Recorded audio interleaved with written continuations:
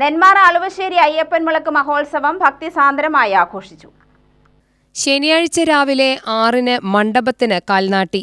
തുടർന്ന് തേര് പ്രദക്ഷിണം, അന്നദാനം, വൈകിട്ട് ദീപാരാധന തുടങ്ങിയവ നടന്നു.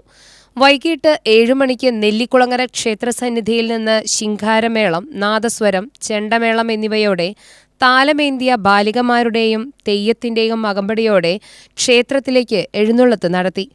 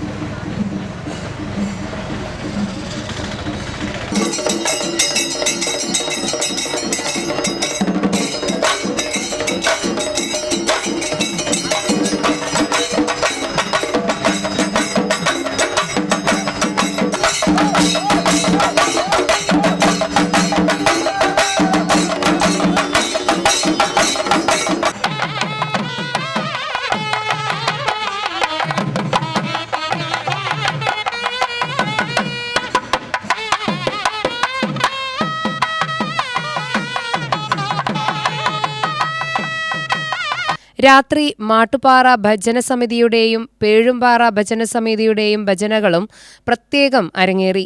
രാത്രി അയ്യപ്പൻ പാട്ടും വെളുപ്പിന് വേട്ടവിളി, പ്രസാദ വിതരണം എന്നിവയോടെ ഉത്സവം സമാപിച്ചു. UTV news, Palakkad.